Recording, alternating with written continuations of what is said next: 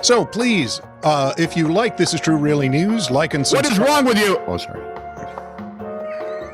Like and subscribe and or follow. Tell all your friends that they can catch This Is True Really News at Amazon Music, Breaker, CastBox, and Google Podcasts. And I don't mean to imply that you're in need of help if you listen to This Is True Really. But you might be. You might be, because we sure are. This is True, Really News with Scott Combs and Tony Vercanis. All the news you're about to hear is true, as far as you know. On the morning of March 21st, 34-year-old Joshua Karp stole a Doritos delivery truck. Subtle. The vehicle was left idling outside of the gas station while the delivery driver went inside. It's what you do when you're delivering things. He's probably meeting up with an accomplice who had stolen a Pepsi truck. So Karp took his chances and swiped the truck.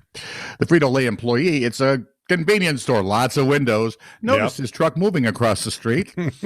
And when he approached the vehicle, Karp drove away. He led the police on a rather slow chase. Both Oklahoma Patrol, Garfield Sheriff's Office helped in the assist. He smashed through several law enforcement vehicles as the chase continued. Backup police from Enid, Oklahoma had to come and help as the chase went on for more than 100 miles. Oh, my. This must have taken all night. I didn't think Doritos were that heavy. I didn't think they were that popular.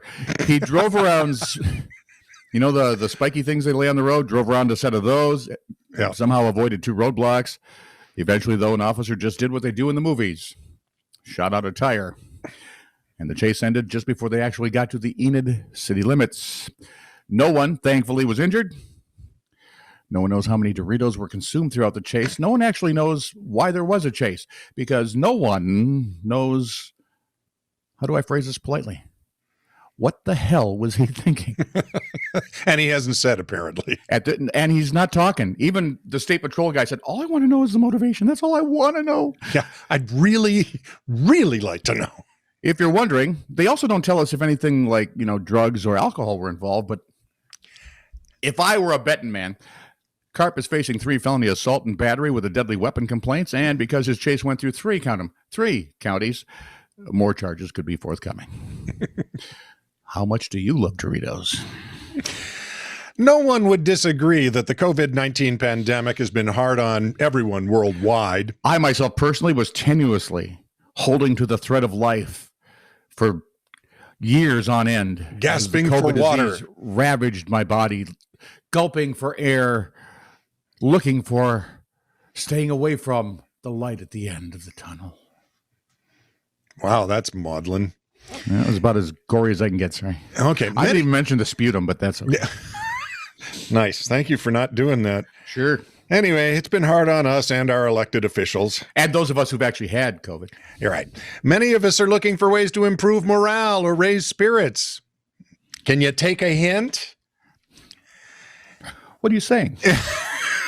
It's been especially tough in North Dakota's Republican caucus because of one member's expulsion due to accusations of workplace and sexual harassment. So it was with the good intent of Representative Mary Johnson, Republican from Fargo, that the North Dakota Capitol's legislative wing was evacuated. And the Bismarck Fire Department called to the scene. Why? Representative Johnson apparently had been unaware of a 32-year-old policy from the Office of Management and Policy that bans popcorn machines from being used outside the Capitol Cafe. I'm sorry? It seems the machines and other cooking devices tend to set off the Capitol's fire alarms. Not to worry, Representative Johnson got the message after the second evacuation of that afternoon. Well, come on, that's what we'd have done. The first one could have been a fluke. Exactly. I don't care what it says in the bylaws. I won't try it again. It'll probably work. Tone. So the biggest oops in recent memory might be, let me think, biggest recent oops. All right, that's depending on how you look at it. There are several. Let's go with the Suez Canal getting blocked by a cargo ship and what exactly happened there. Oh, boy. The whole fiasco brought a good portion of global trade to a screeching halt, which is a little bit frightening. Oh, yeah. It has consequences. With the canal, I've got a couple for you.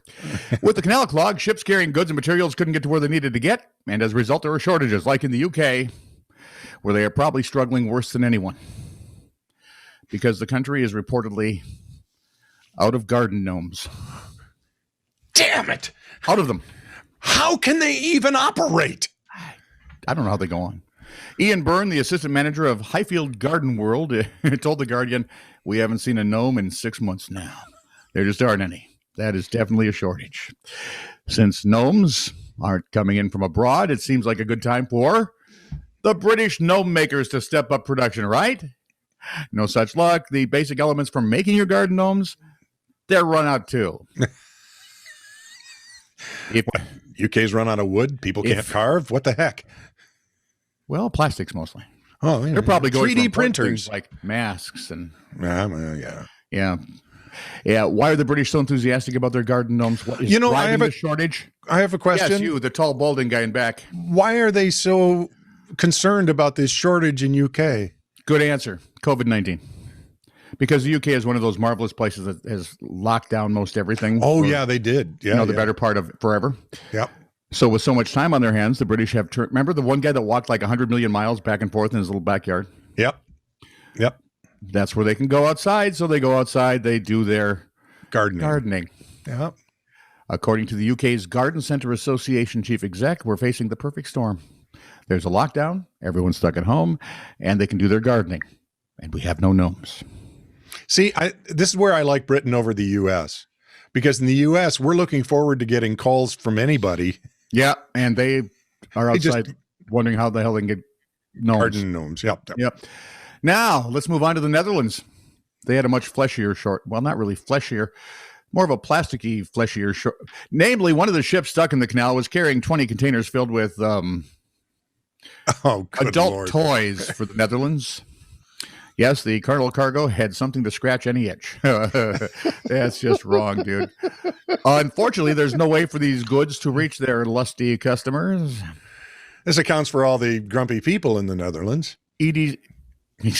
Well, some of them. Mm-hmm. EDC Retail, the largest sex toy retailer in the Netherlands and Belgium, said it had nothing to offer its customers since most of their existing stock had been swept away earlier because there was that thing called Valentine's Day, which makes me look so scant now at the Netherlands. And if I never visit there on Valentine's Day, that would be okay.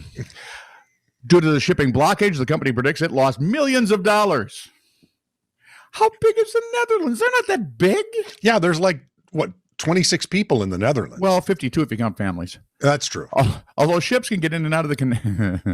Although ships can now get in and out of the canal, of course. Sex toy retailers are still left unsatisfied. This is like a Fellini movie. Nothing but innuendo. The EDC Retail's CEO says it's annoying that such a hitch will continue for a long time before the rhythm in the transport chain is restored. Sorry. There have never been so many sideways looks and nudge, nudge, wink, winks in one story before. Well, thank goodness. You're a Pulitzer for that? I hope so. Police blotter saga, 12:22 a.m. Caller's wife came to his work and stole his wallet and keys from his car and left a note saying she was leaving him. Caller just wants his wallet and keys back. I did mention this was a saga, so at 12:43 a.m., officer reports the above property has been returned. 1:19 a.m., wife from 12:22 a.m. is afraid that her husband is going to kill himself because she left him. Officer talked with husband, and he's fine. He's okay with it, man. This is true, really news. Send email to TiTR@netradio.network.